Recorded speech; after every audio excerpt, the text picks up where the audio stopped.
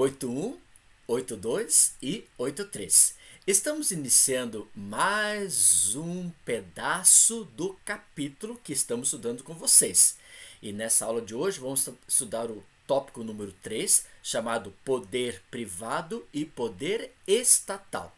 Estamos já no mês de novembro. Que Deus possa abençoar você ricamente e que você possa sentir sempre a presença de Jesus Cristo no seu coração. Vamos lá, falta poucas aulas para terminar o mês de novembro e aí você já está concluído com a matéria de geografia do ano de 2020 e você poderá ir já para a próxima série. Que Deus possa abençoar você e vamos iniciar a nossa aula de hoje pedindo a presença de Jesus Cristo através de uma oração. Oremos. Que o bom Deus possa estar presente com cada aluno da 81, 82 e 83 e que possamos sentir a tua presença, o teu amor e o teu carinho nessa aula desse dia. Nos ilumine a nossa mente para o entendimento e também esteja com cada aluno e também com seus respectivos familiares. Em teu nome que te pedimos, em Jesus Cristo, nosso Salvador. Amém. Então, vamos pegar o seu livro de geografia, né? O livro de geografia que você tem, que é o número 8, e vamos para a primeira parte do texto hoje sobre a leitura da página 196. E acompanhe comigo a leitura da página 196. Eu sempre peço para vocês acompanharem a leitura para a gente já entender o assunto. Diz assim, página 196, na primeira coluna, onde está escrito terceiro, poder privado e poder estatal. Quando se fala em globalização, eu já falei que globalização é aquele sistema que nós já vimos em aulas anteriores, que vai envolver a questão social, a questão política, a questão econômica, a questão social, né, educacional, administrativa de um determinado país. E parece que o mundo ficou pequenininho dentro do mundo chamado globalizado. Termos como poder e território estão implícitos no mundo da globalização. Quando se fala em poder, nós vamos ter o poder, por exemplo, vigente do próprio Estado, dando liberdade de expressão para a sociedade, para o indivíduo e também retendo esse poder, né? O poder, por exemplo, o poder das compras. Quando você vai ter o poder das compras é através do qual você tem dinheiro suficiente para comprar um determinado produto. Você pode até no supermercado, você pode ir no supermercado, pode ir no comércio, pode ir no shopping, numa loja qualquer e verificar qualquer tipo de produto, mas se você não tiver o poder da compra, você não pode adquirir aquele produto. Então, o poder é muito importante no setor que nós vivenciamos no mundo da globalização. Esse poder não só está voltado para a questão econômica e administrativa de você comprar, mas esse poder também está voltado para a questão política e administrativa de um determinado país. Quando falei o poder de compra para administrar, né, as suas compras através do dinheiro, mas o poder político tem na questão de administrar todo o espaço territorial. E esse espaço territorial é, por exemplo, uma cidade, é um estado, ou é um país, ou é um continente. E o território é o espaço onde vai estar o quê? Limitado um determinado espaço físico de um país, né? E todo território vai ter o quê? A sua concentração territorial, seus aspectos políticos dentro do espaço de território. Mesmo que eles não sejam utilizados frequentemente, podemos considerá-los a base de qualquer discurso envolvendo a inter-relação mundial. Essa inter-relação mundial conforme nós vimos nas aulas anterior, nós falamos sobre DIT, Divisão Internacional do Trabalho, ou NDIT, Nova Divisão Internacional do Trabalho, no qual esse poder está o quê? Interrelacionado com o mesmo. Nós falamos sobre o DIT. O DIT foi nas primeiras revoluções industriais que nós tivemos. Agora, já nas próximas revoluções industriais e atualmente, nós vivemos na nova divisão internacional do trabalho, no qual esse poder de inter-relação mundial é Brasil, um país emergente, Estados Unidos, um país rico. Aí o que acontece? Nós enviamos para os Estados Unidos produtos de matéria-prima, como suco de laranja, que é primário agricultura, ou mandamos carne bovina ou suína para a China, que é uma matéria-prima primária da pecuária, ou mandamos para o Canadá bauxita, que é uma matéria-prima primária da mineração. Ou seja, nós matamos matéria-prima para esses países. Agora, ao retornar para o Brasil, nós recebemos produtos industrializados de boa qualidade. Infelizmente, a troca ela não é bem favorável. Aí nós temos o quê? O poder econômico. Esse poder econômico exercendo sobre a questão da inter-relação mundial. Entenderam? Por exemplo, assim, você está observando que está sendo lançado, e foi lançado dia 13 de outubro de 2020 no Brasil, o iPhone número 12. Só que ainda eles não apresentaram o preço real do produto para o Brasil. Alguns estão estimulando que vai ser um preço de R$10.000 um iPhone 12. Imagine quantas laranjas ou suco de laranja o Brasil deve enviar para os Estados Unidos. Você sabe que os Estados Unidos eles são um dos grandes consumidores de suco de laranja. No de jejum dos norte-americanos, eles utilizam muito o suco de laranja. E, em contrapartida, eles têm na Califórnia grande espaço territorial de plantação de suco de laranja, né? Plantação de laranja para obter o suco. Mas não é suficiente para todo o povo norte-americano estadunidense. Então, eles compram suco vindo do Brasil também. A laranja sendo transformada em suco e vai para eles. Então, como eu falei para vocês, se um iPhone norte-americano vem para o Brasil, nós pagando R$10.000, quantas laranjas nós vamos enviar para os norte-americanos nessa troca de chamado de poder inter-relação mundial. Então, muitas vezes, esse poder não é muito bem justo, mas crescendo a economia dos determinados países, nós enfrentamos esses poderes econômicos e políticos e administrativos de cada país. Seguinte, a palavra território já foi mencionado várias vezes no nosso estudo. Nós estudamos sobre o continente americano, nós estudamos sobre o continente africano e falamos sobre o território. Território, então, é o espaço continental. Esse espaço que vai ter o quê? Os aspectos físicos, relevo, clima, hidrografia, vegetação. Esse é o espaço territorial. Aprendemos, por exemplo, que o controle de determinado território simboliza o quê? Conquista do poder. Por exemplo, Brasil, América Latina, por exemplo. Não tinha-se o Brasil, só tinha América. Aí os portugueses vieram e descobriram, né, colonizaram, levaram muitas matérias-primas do Brasil para Portugal. E aí colocaram o nome dessa região conquistada nova como Brasil. E os espanhóis, o restante da América Latina, conquistado por eles.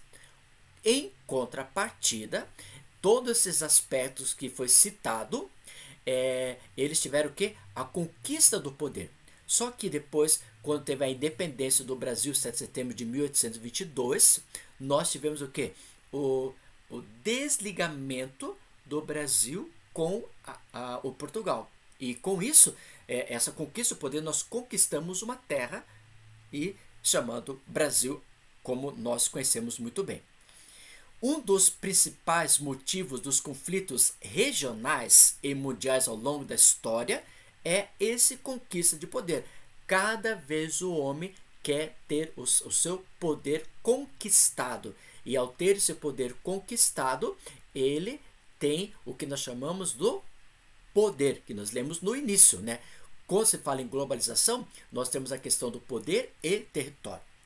Aí nos diz o seguinte, o dicionário eletrônico UAS de 2009 define território como uma área de um município, distrito, estado ou um país. Então o território ele pode ter o município, como nós já estudamos em aulas anteriores, como a cidade, região metropolitana ou a conurbação das mesmas. Falamos o que é metrópole e megalópole. Ou um distrito, por exemplo, Distrito Federal, onde está situado Brasília, a capital do Brasil. Ou o estado, por exemplo, estado do Paraná, ou estado de Santa Catarina, ou estado do Rio Grande do Sul. Então nós temos no Brasil mais de 26 estados e o Distrito Federal, formando então todo o território brasileiro. Ou um país, no caso o Brasil. O Brasil com seus 26 estados, né? E o Distrito Federal forma o que nós conhecemos a República Federativa do Brasil. Então isso nós chamamos de território. No entanto, a geografia reconhece essa descrição apenas como um dos aspectos do território, que é o aspecto físico, tá? Essa perspectiva ressalta que sempre a noção de território está delimitada nos mapas. Se você pegar o mapa do Brasil, né, que já estudamos lá no espaço sobre a América, você vê que o Brasil vai se delimitar, por exemplo, com regiões voltadas assim. Do lado leste, nós vamos ter o Oceano Atlântico. Na parte norte do Brasil, nós vamos ter os países da Guiana e a Venezuela. Na parte oeste, nós vamos ter os países da América Latina. E no sul, nós vamos ter o Uruguai. Então, nós temos o espaço de delimitação territorial. E dentro dessa delimitação territorial, cabe ao governo administrar todo o país. Tá? Ok? Então nós falamos com vocês sobre a leitura da página número 196. Continuando, nós temos território, atuação comercial, né? Ao se observar o conceito de território, agora vamos ver que esse território ele vai estar, por exemplo, proposto na questão comercial, né? O conceito de território também caracteriza uma área de atuação comercial ou qualquer outra que represente uma situação de domínio. Então essa atuação comercial, por exemplo, aqui no Brasil nós temos a Coca-Cola. A Coca-Cola é um produto norte-americano lá de Atlanta, que é a sua origem. Só que ela atuou no mundo todo esse produto. Tem no Brasil a Coca-Cola como atuação comercial da atuação dos norte-americanos, colocando as suas empresas no mundo todo, né? E dessa forma, o mesmo território pode ser dominado por diversas outras questões de segmentos de poder, né? Esses segmentos de poder, por exemplo, que nós podemos falar, a Coca-Cola. Eles falaram que a Coca-Cola, daqui alguns dias, algumas semanas, alguns meses, eles vão tirar do espaço brasileiro ou do espaço de todos os países do mundo alguns produtos que você sabe que a Coca-Cola tem várias diversidades de produtos que são fabricados por eles, de refrigerantes. Refrigerante com açúcar, sem açúcar, light, outros derivados e assim por diante, né? Uma grande configuração. E eles querem retirar da praça, quando você fala praça, do comércio mundial, alguns produtos que não estão dando que? Lucro. Eles querem ver lucro do produto. Se não está dando lucro, então tem a retirada dos mesmos. Então assim é a configuração que eles partem para essa situação. Tá? Agora, quando você também fala em territórios políticos, paralelamente aos confrontos pela delimitação de territórios políticos, ocorre-se o quê? Fronteiras definidas, né? Uma guerra pelo controle do território comercial. Essa guerra de controle comercial é como, por exemplo, nós tínhamos no período da Guerra Fria, eu tinha o produto da Coca-Cola, e para o mundo socialista eu tinha um mundo chamado Pepsi-Cola. Ou seja, era uma grande esse confronto entre os dois. A Coca-Cola simbolizando o mundo capitalista e a Pepsi-Cola representando o mundo socialista. Esse confronto entre os dois para ter o quê? A sua posição de território político. Um dos produtos que nós podemos citar, né? Então, uma guerra de controle do território. Quem que vai, por exemplo, colocar a Coca-Cola como produto para o mundo todo? Então, só estava a Coca-Cola no mundo capitalista e a Pepsi-Cola só para o mundo chamado socialista. E quando terminou o período da Guerra Fria, a Coca-Cola fez o quê? Começou a dominar o mundo com seu próprio refrigerante, adaptando-se a cada região o seu produto. E hoje a Pepsi-Cola perde um pouco do seu produto e a Coca-Cola vai ascendendo no seu próprio processo. Por exemplo, outra guerra de controle do próprio território, do próprio espaço, é relacionada, por exemplo, aos lanches do McDonald's. McDonald's, você sabe que tem vários lanches. Carne bovina, carne suína, tem carne de peixes, né? E tem o vegetariano para as pessoas. E com isso, eles adaptam a todas as circunstâncias e situações que são características de cada indivíduo para a sua própria alimentação. Só que o McDonald's, eles foram para a Índia. Quando chegaram na Índia, eles observaram que não dá para ter lanches de carne bovina. Por quê? Porque lanches de carne bovina para os indianos que vivem na Índia, que são professos da sua religião, o hinduísmo e budismo, eles, brahmanismo, etc., eles não comem carne bovina. Então, o lanche do McDonald's, que é de carne bovina, tem que ser retirado para ter a entrada. Outro processo é suínos. A mesma coisa, porque suínos, lá nós temos também um grande grupo do mundo islâmico. E o mundo islâmico não come carne suína. Depois temos outro, peixes. Também eles não comem peixe, porque muitos indianos são vegetarianos. Em contrapartida, o McDonald's, para encontrar um processo de solução para resolver os problemas da localidade, eles fizeram o quê? Eles começaram a colocar na praça lanches que são o quê? Vegetarianos. E com isso eles conseguiram comprar, né, a barriguinha, por exemplo, do povo indiano, e eles fizeram essa guerra fiscal, né? O controle do produto. As grandes empresas buscam aumentar cada vez mais seus lucros por meio da aquisição de novos mercados consumidores. E quando você fala então em atuação comercial, eu estou falando atuação comercial quando se caracteriza que o produto deve estar numa determinada localidade. E quando se fala em territórios políticos, eles fazem de tudo para aumentar o seu lucro, ao seu meio de aquisição sobre os produtos que nós temos no dia a dia. Tá? Continuando, poder privado. Né? Poder privado é aquele poder que nós podemos colocar quando você é dono de uma determinada situação. Poder privado, é meu aquele produto, né? Então, poder privado, quando nós podemos colocar quando nós temos essa empresa não sendo controlado pelo Estado e sim por uma propriedade privada por particular.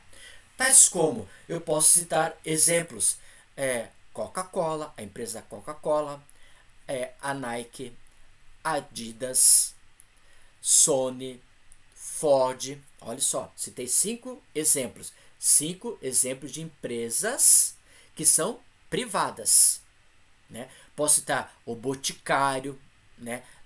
Havaianas, que nós temos em grande proporção sendo vendido lá fora. Então são o quê? Empresas de poder particular, empresas de poder privado. O proprietário é ele mesmo, nada pertence ao Estado. Agora nós podemos observar poder estatal. O poder estatal é aquele poder que é dominado pelo próprio Estado administrativo do país. Então, o país que vai administrar essa questão. Então, nós podemos colocar Caixa Econômica Federal, que é um exemplo de poder estatal. Universidade Federal do Paraná, que é o outro poder estatal controlado pelo Estado, né? Podemos colocar a Petrobras, é uma empresa estatal brasileira. Então, estou citando 3 já exemplos de empresas estatais. Por exemplo, que mais nós podemos colocar como poder estatal? Banco do Brasil. Outro, Correio Brasileiro. Olha, 5 poder estatal. Esses 5 citados são controlados por Estado. Alguns que eu citei como a Petrobras, ou Banco do Brasil, ou o Correio, muitos querem privatizar esse processo para não pertencer mais ao Estado, e sim ser uma propriedade particular. Mas ainda é um grande subsídio para essa transformação. Então nós temos, por exemplo, no próprio território, esses poderes, o poder chamado privado e o poder chamado estatal, ok? Continuando, nós podemos colocar fortalecimento da globalização, poder privado representado pelas empresas multinacionais, tem exercido algumas funções econômicas originalmente atribuídas ao Estado. Poder de decisão, né? Esse poder de decisão é que ele vai decidir qual vai ser, por exemplo, as grandes empresas que vão proporcionar o tipo, por exemplo, de emprego, o produto, o salário no geral. Governos se adaptam às novas atribuições. O governo, por exemplo, ele vai fornecer para essas empresas, por exemplo, produtos que poderão ser entrado na questão econômica do país. Então, quando eu falei da página 197 sobre fortalecimento da globalização, o poder privado é o poder particular, como já citamos, representado por empresas multinacionais. E nós já falamos, já exemplificamos em aulas anteriores o que são empresas multinacionais, como por exemplo a Coca-Cola.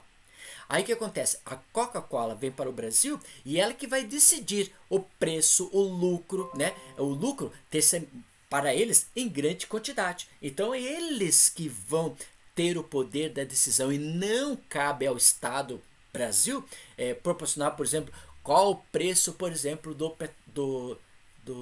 da Coca-Cola, por exemplo. Então, isso é proporcionado à questão do poder de empresas multinacionais.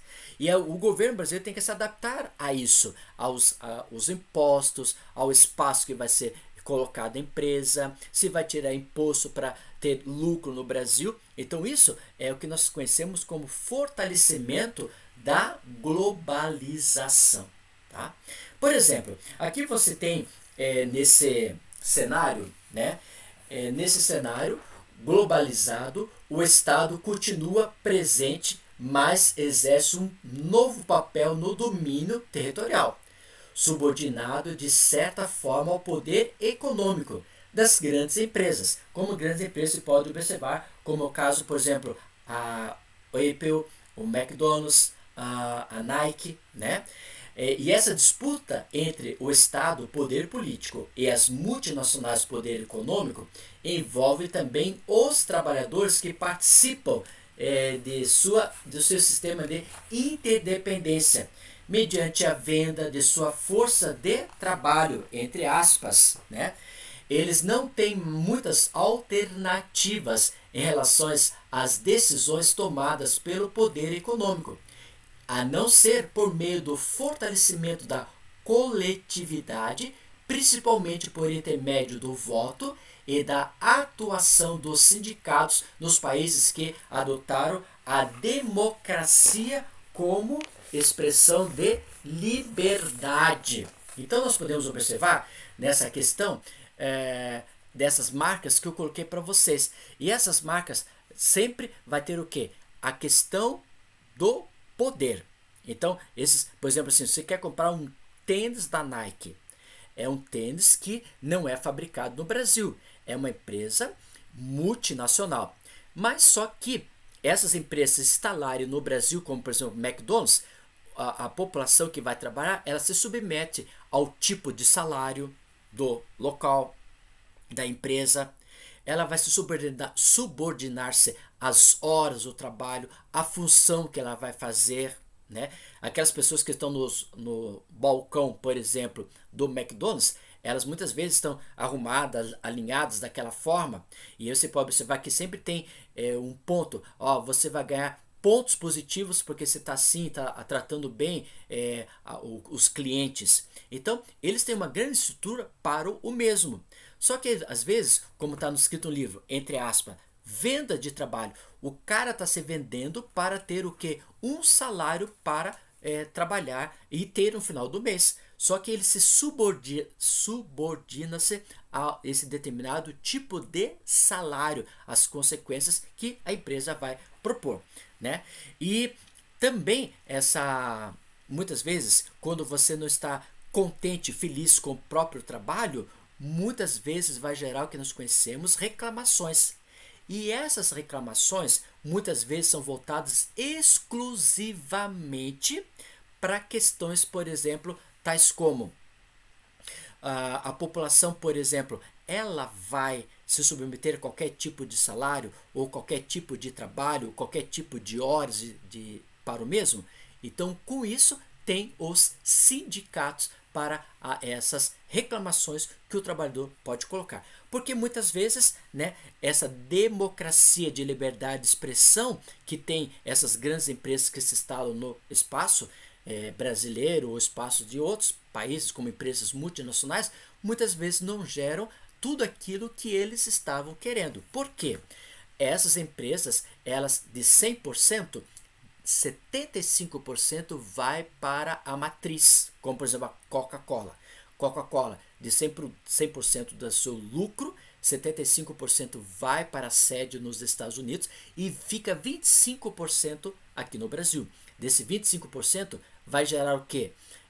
Pagar os trabalhadores, as despesas, ter, por exemplo, criar propagandas ou marketing para ter melhores espaços de representações do seu próprio produto. E como consequência disso, fica muito pouco no Brasil. E o salário muitas vezes não é tão elevado como essas empresas prometeram quando chegasse no determinado espaço do Brasil ou da multinacional que veio para ficar. Tá? Então, isso é o poder que muitas dessas empresas colocam no seu dia a dia. Tá?